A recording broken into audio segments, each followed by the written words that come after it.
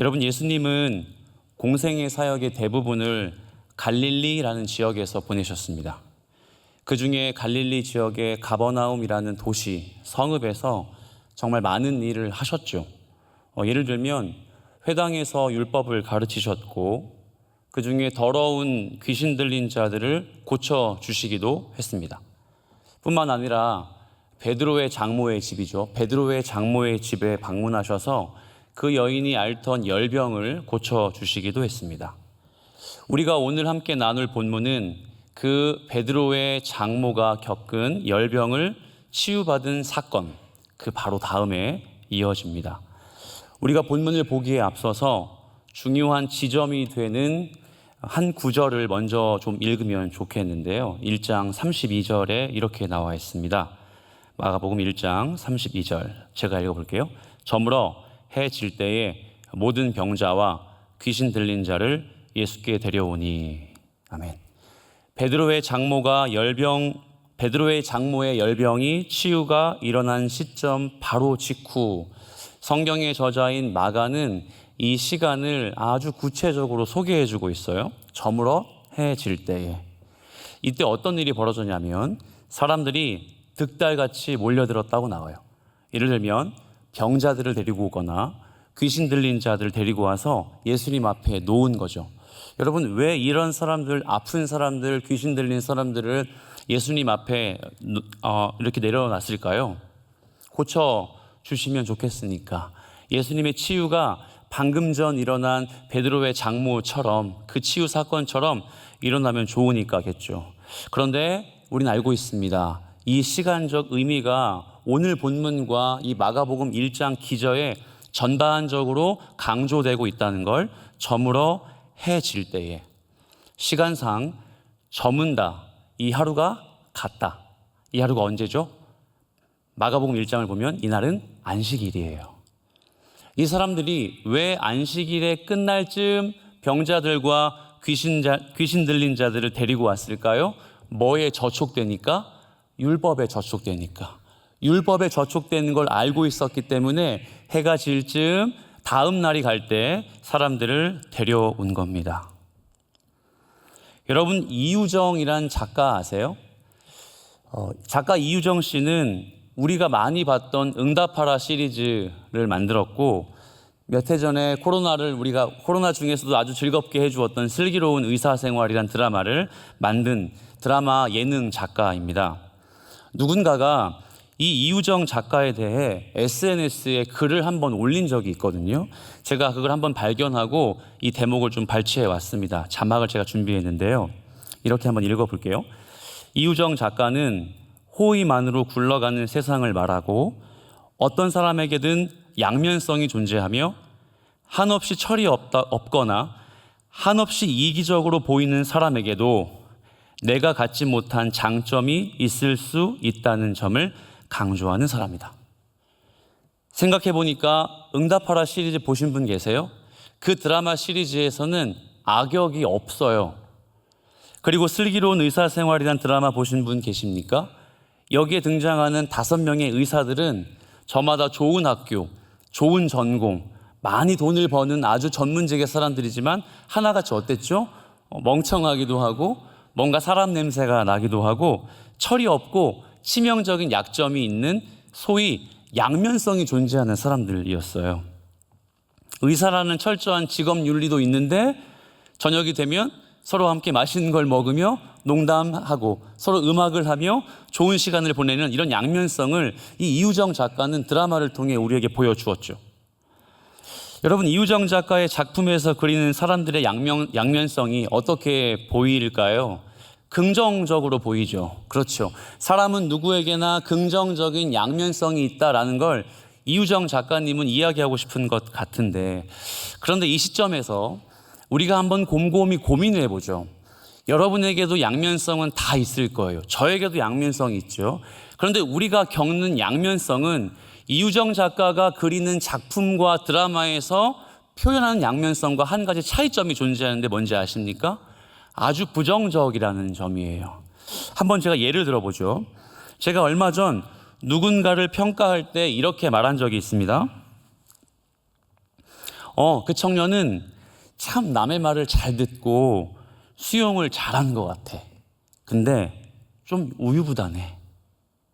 사람은 이렇게 누군가를 평가하고 누군가를 설명할 때 양면적으로 이야기하지만 대다수의 사람들이 이 양면성을 부정적인 데 사용할 때 쓰곤 하죠. 그런데 여러분, 이 양면성의 부정적인 면이 우리에게 조금 더 깊이 들어간 곳이 어디인지 아십니까? 신앙생활입니다. 예수님의 제자가 되고 싶지만 그물을 버리는 건 좀 두려웠던 제자들처럼, 예수님이 도를 전하는 게 진리 같지만 내가 가진 걸 포기하는 건 참 두려웠던 그 어떤 성도처럼, 장모의 열병에 직면한 베드로의 상황, 그리고 방금 32절에서 읽었던 이 친구의, 이 가족의 병과 귀신 들림을 고치고 싶지만 무엇 때문에? 율법에 저촉될까 봐 나올 수 없었던 우리의 그 이스라엘 백성들의 신앙의 양면성, 부정적인 면을 우린 사실 설명을 더할 나위 없이 이미 알고 있는 사실입니다. 예수님은 이런 양면성에 사로잡혀 있는 주의 백성들에게, 저물어 해질 때에 예수 앞으로 나올 수밖에 없었던 이들에게, 그리고 그들을 바라보는 제자들을 위해 오늘 본문의 행보를 보이신 거예요. 35절에 이렇게 나와 있죠. 여러분이 한번 읽어주세요. 35절입니다. 시작.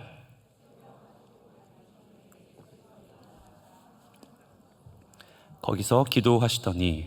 아멘. 자, 예수님은 이른 아침부터 기도하시기 위해 한적한 곳으로 가셨대요. 치열하고 분주했던 안식일 사역이 다 끝난 것 같아요. 다음 날이 밝기도 전에, 해가 뜨기도 전에 어쩌면 좀 어스름한, 어두컴컴한 그 새벽에 한적한 곳으로 가셨다고 나와 있습니다. 그런데 여러분, 우리가 이 시점에 함께 생각해 볼 문제가 있습니다. 예수님이 기도하신다는 게 수도 없이 들어도 좀 어색하지 않습니까? 저는 설교를 준비하면서도 아무리 신학적으로 공부를 하고 신앙생활을 퍽이나 오래 했어도 예수님이 기도하신다, 이걸 내가 하는 기도와 비교하면 어떤 의미일까? 예수님이 기도하신다? 우리가 모여서 특별 새벽 기도회를 하는 이 기도회 자리와 비교했을 때 어떤 차이점이 있을까? 너무 어색한 거예요. 굳이 삼위일체 하나님이 기도하신다? 한 몸이면서 한 존재이신 예수님께서 하나님에게 기도하시러 굳이 한적한 곳으로 가신다? 마치 우리가 기도하는 것처럼 예수님도 그렇게 기도하시는 걸까요?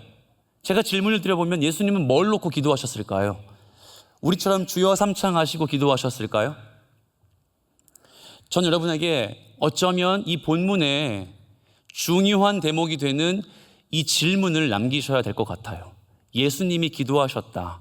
어떻게 무엇을 놓고 기도하셨을까? 그 기도의 방향을 보기 위해 본문은 우리에게 친절한 설명을 해줍니다. 다시 한번 이야기하죠.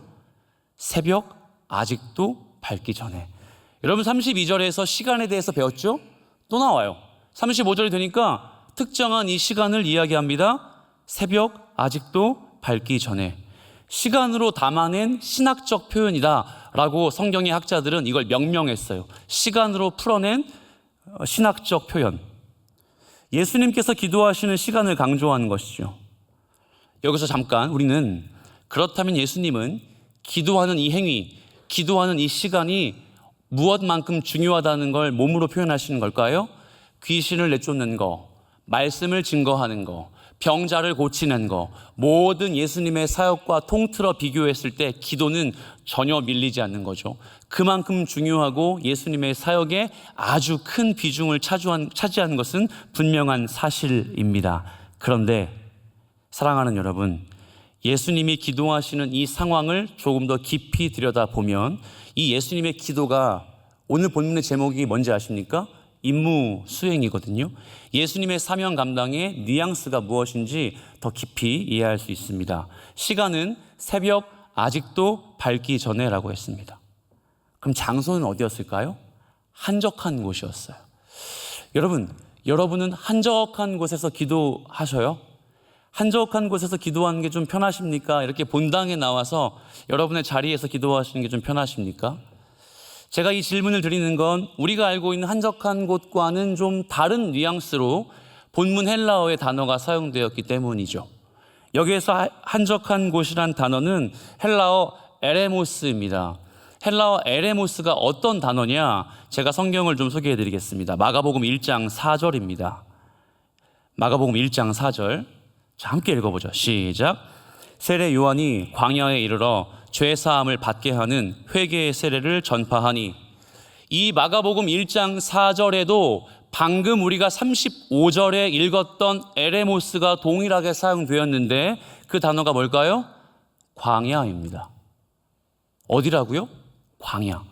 예수님이 기도하러 가신 곳은 조용한 곳, 사람이 방해하지 않는 곳이라고 설명하기에는 너무 뚜렷하게 에레모스라는 단어가 사용되었고, 이 에레모스는 이미 공교롭게도 마가복음에도 정말 많이 등장하며 오늘 본문의 1장에도 에레모스가 정말 많이 등장합니다.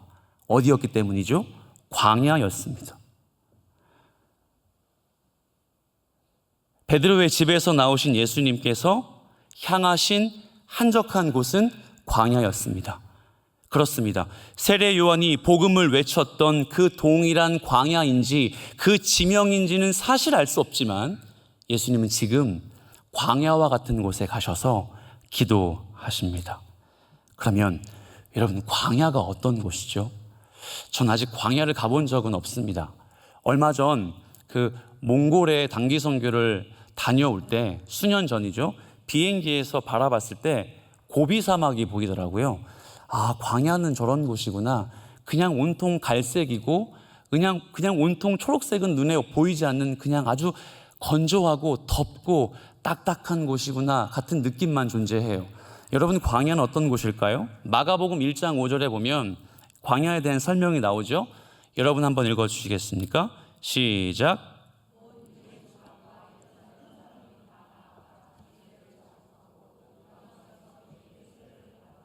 세례 요한이 광야에서 죄사함을 받으라 라고 복음을 선포하는 그 자리에 여러분이 방금 읽으셨던 5절 말씀을 보면 사람들이 어떻게 해요? 나온 곳이라고 이야기합니다. 여러분, 아이러니하지 않습니까? 광야를 가고 싶을까요? 광야에 나가고 싶을까요?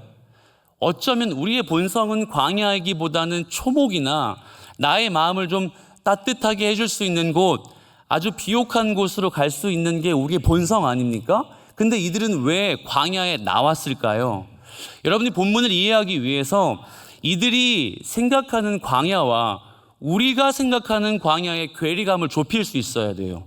무슨 말이냐면 이들은 지금 삶의 고독과 고통과 아픔과 심지어 강대국의 수년 동안 이어지는 압제 속에 울부짖는 삶을 살았습니다. 우리나라의 땅도 없었고 우리나라의 주권도 없었고 지금도 로마의 압제 속에 있었던 이 사람들, 심지어 예수님이 사역하셨던 갈릴리가 유대 사람들에게 어떤 닉네임으로 불려졌다고 배웠죠? 이방 땅. 이방과 결탁했던 이방인으로 간주할 수밖에 없었던 아주 천박한 사람들, 그들이 광야에 나온 거예요. 여러분이 만약 삶의 고단함과 아픔과 고통을 갖고 광야에 나온다면 어떤 심경으로 광야에 나왔겠습니까? 제가 만약 유대의 갈릴리의 한 주민이라면 광야에 나와 울부짖었을 것 같아요. 광야에 나와 같이 힘들고 어려운 사람들과 이야기 나누었을 것 같기도 해요. 인생의 본질이 무엇인지 찾고 싶어서 전전긍긍하며 나왔던 곳이 어쩌면 광야일 것 같다는 생각도 듭니다. 삶의 고단함, 고통, 어려움, 강대국의 압제, 동족이 우리를 향하여 혀를 차며 이방의 나쁜 놈들, 이방에 속한 사람들이라고 치부당할 수밖에 없었던 이들이 찾았던 곳, 어디요? 에레모스 광야입니다. 사랑하는 여러분, 예수님은 그 에레모스로 가셨어요. 이게 뭘 말할까요? 사람들은 상황에 내몰려 아프고 힘들고 어려워 광야로 찾아갈 수밖에 없고 내몰림 당할 수밖에 없었던 신분이었지만 우리 주 예수 그리스도께서는 직접 광야에 가셨어요. 이 말은 어떤 반증이 될까요? 우리의 삶의 자리로 찾아오신 거예요. 우리의 아픔에 낮아지셔서 맞추어 주시는 그 은혜를 지금 예수님께서 에레모스에서 기도하시는 이 행위로 말미암아 우린 오늘도 위로받을 수 있다는 말입니다. 이 에레모스 광야에서 기도하시는 예수님의 모습을 보며 저나 여러분 신앙생활이 무엇인지 깊이 생각할 수 있을 것 같아요. 그 어떤 사역이나 교회에 맡겨진 일을 감당한 것보다 광야에서 하나님과 단단한 끈을 가지고 교제할 수 있는 그 자리를 지켜내는 것, 상황에 내몰려 가는 것 아니라 예수님처럼 그 자리로 가셔서 그 하나님과의 관계를 끈끈하게 유지하려는 그 모습, 우리에게 어쩌면 이 51차 특별 새벽 기도의 첫째 주간을 보내고 있는 우리의 상태에 어쩌면 적용할 수 있는 하나님의 음성이 아닐까 생각이 들어요. 다음으로 36절을 함께 읽어봅시다. 여러분이 한번 읽어주시겠어요? 36절입니다. 시작.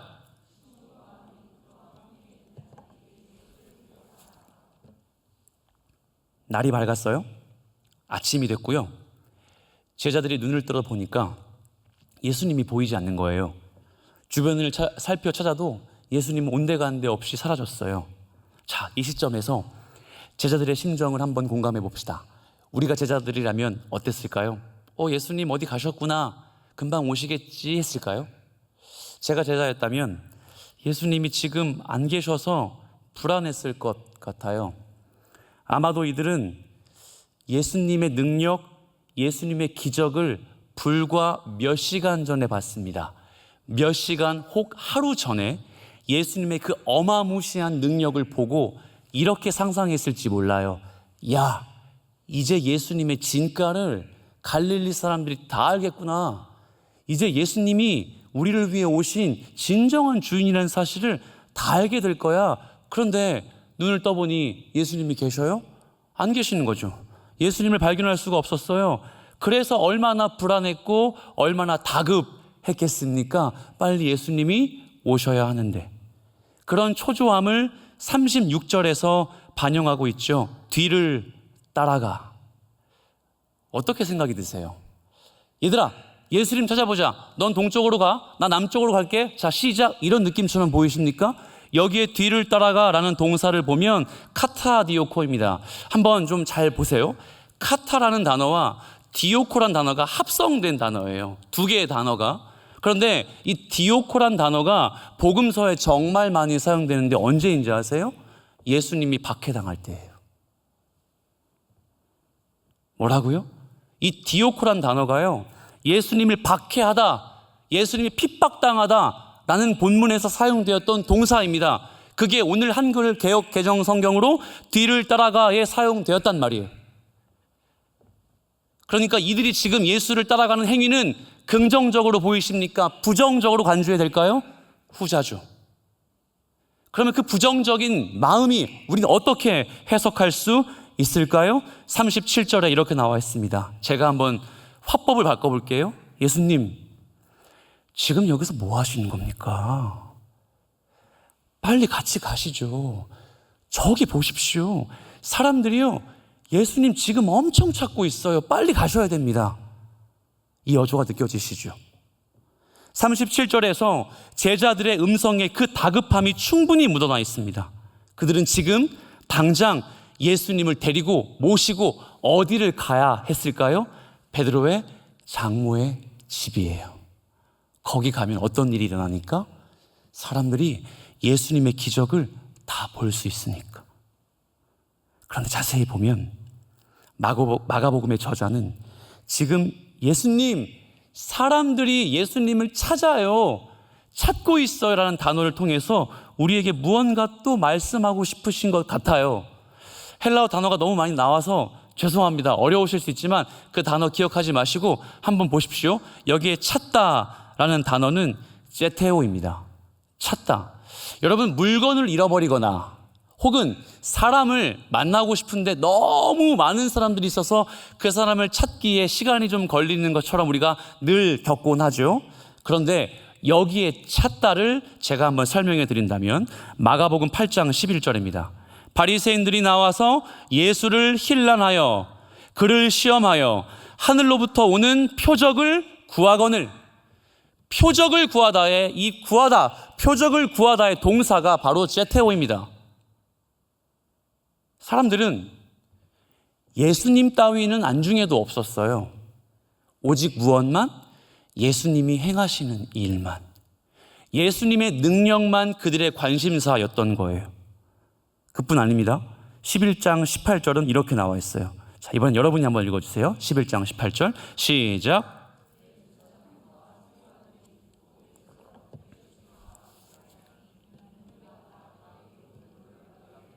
그를 두려워함일러라.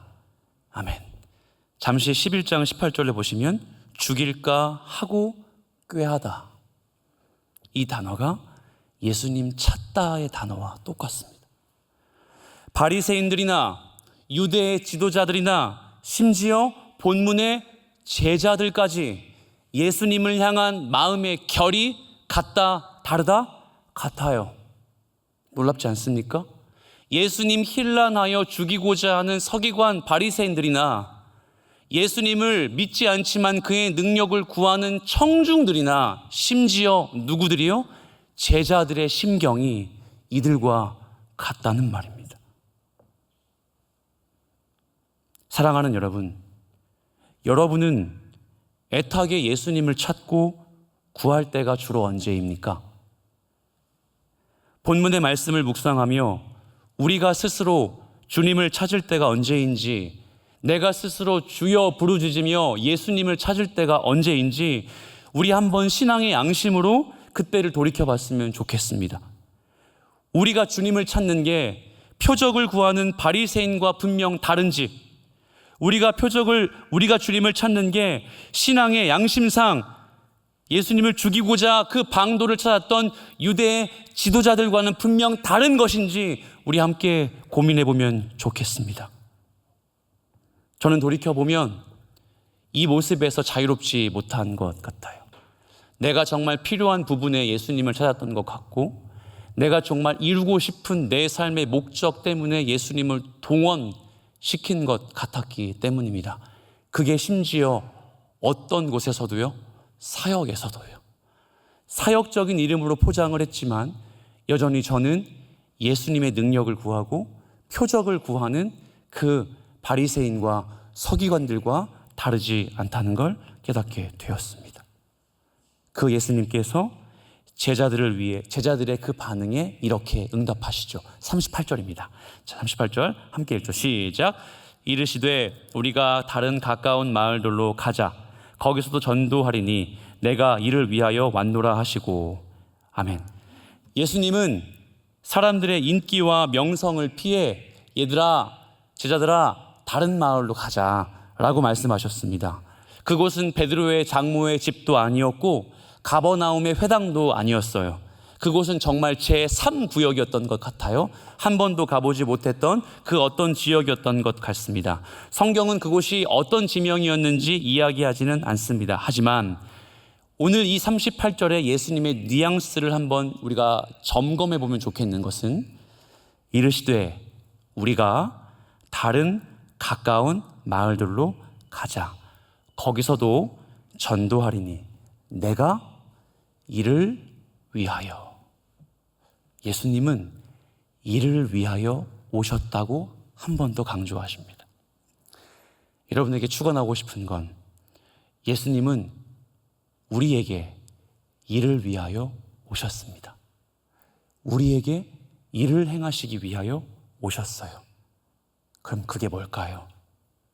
그게 어떤 거겠습니까? 공교롭게도 본문 앞단락에 나와 있어요. 마가복음 1장 14절, 15절 제가 한번 읽어드릴게요. 요한이 잡힌 후 예수께서 갈릴리에 오셔서 하나님의 복음을 전파하여 이르시되 때가 찼고 하나님의 나라가 가까이 왔으니 회개하고 복음을 믿으라 하시더라. 뭐예요? 그것은 바로 하나님 나라의 복음을 선포하는 것이었습니다. 예수님께서 감당하실 사명, 예수님이 감당해야 될 임무는 오로지 이 땅에 하나님의 나라를 전파하는 것, 그것 하나뿐이었습니다. 사랑하는 여러분, 예수님은 하나님 나라를 우리에게 전파하기 위해 그 임무를 감당하기 위해 이 땅에 하나님의 나라를 가르쳐 주시기 위해 오셨습니다. 그러므로 이 말씀에 우린 자연스레 결단할 수 있겠죠.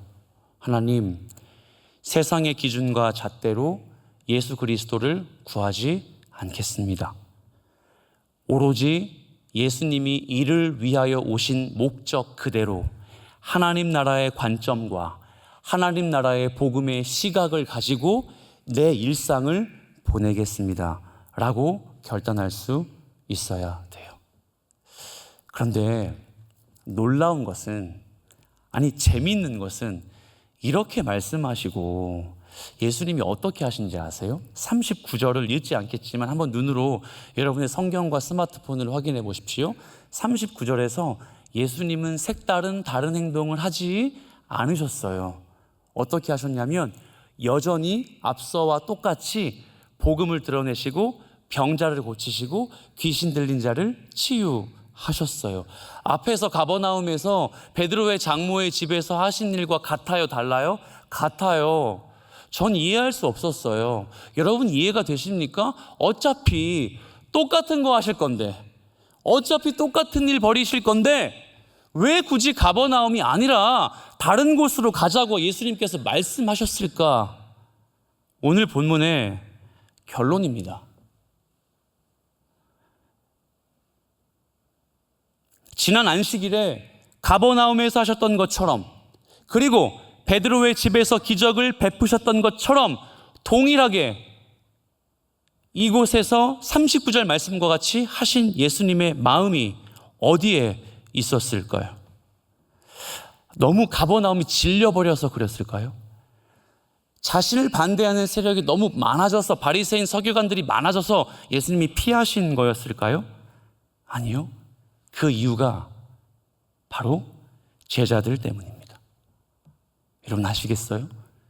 가버나움이 아니라 다른 곳으로 가자, 거기서 여전히 병자를 고치시고 귀신 들린 자를 쫓아내신 이유는 그 사람들 때문이 아니라, 귀신 들린 병자 때문이 아니라, 그들을 데리고 온 가족 때문도 아니라 누구 때문이요?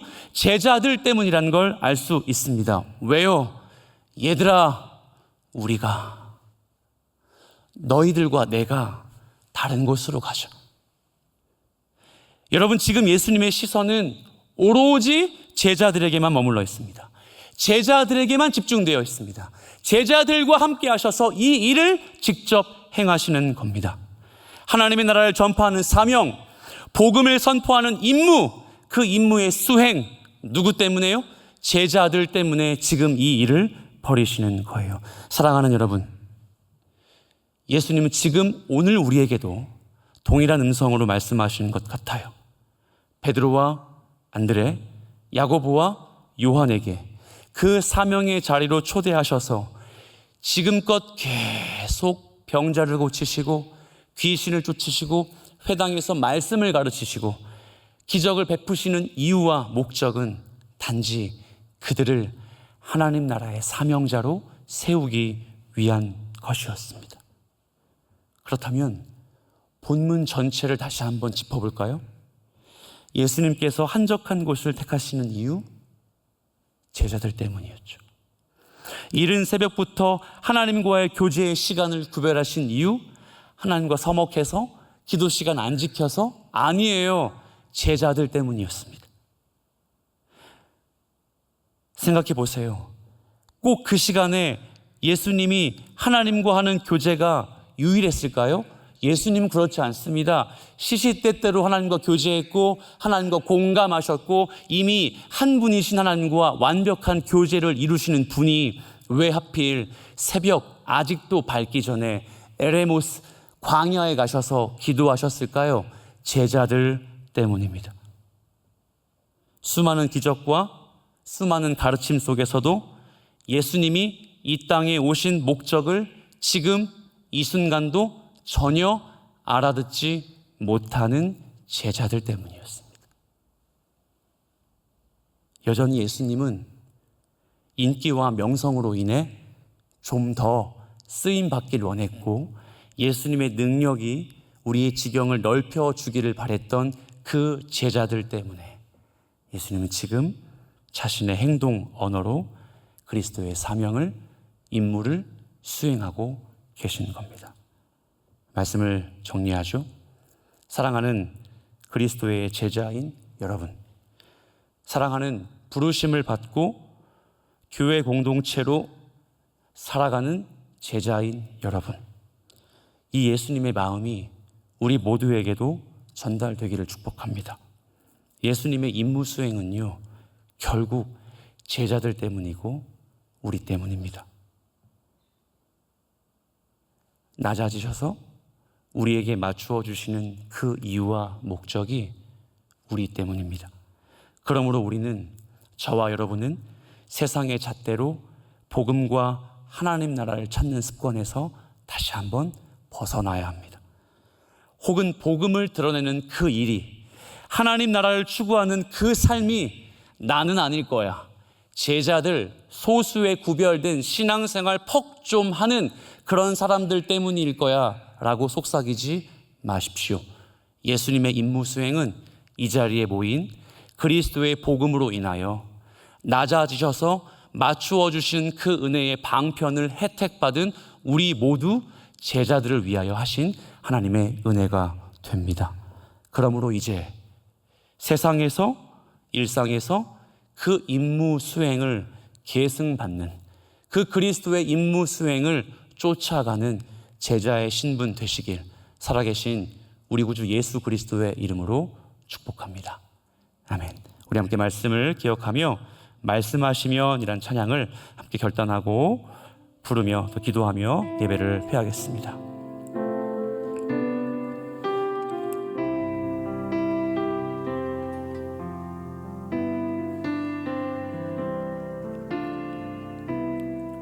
주님 말씀하시며 내가 나가리라. 주님 뜻이 아니면 내가 멈춰서리다. 나의 가고 서는 것 주님 뜻에 있으니 오 주님 나를 이끄소서. 주님 말씀하시면 주님 말씀하시며 내가 나가리라. 주님 뜻이 아니면 내가 멈춰서리다. 나의 가고 서는 것 주님 뜻에 있으니 오 주님 나를 이끄소서. 뜻하신 그곳에 뜻하신 그곳에 나 있기 원합니다. 이끄시는 대로 순종하며 살리니 연약한 내 영혼 통하여 일하소서. 주님 나라와 그 뜻을 위하여 뜻하신 그곳에 뜻하신 그곳에 나 있기 원합니다. 이끄시는 대로 순종하며 살리니 연약한 내 영혼 통하여 일하소서. 주님 나라와 그 뜻을 위하여 오 주님 나를 이끄소서. 끝으로 두 가지의 기도 제목을 드립니다. 첫 번째, 말씀을 기억하며 기도하며 자유롭게 패할 텐데요. 첫 번째, 하나님, 나를 위해 이 땅에 오신 예수님, 나를 위해 그리스도의 사명을 오롯하게 감당하신 예수님의 그 은혜, 오늘도 기억하며 하나님의 말씀에 합당하게 반응하는 그리스도의 제자의 신분이 될 수 있도록 도와주시옵소서.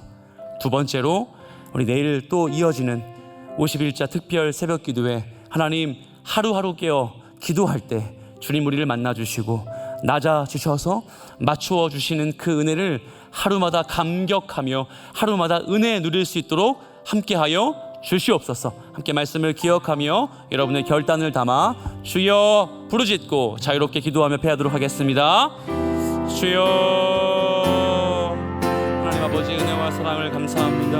오늘도 하나님의 은혜로 함께 주님을 예배하고 말씀의 은혜 누릴 수 있게 하시는 그 찬양, 그 은혜를 감사합니다. 아버지, 우리가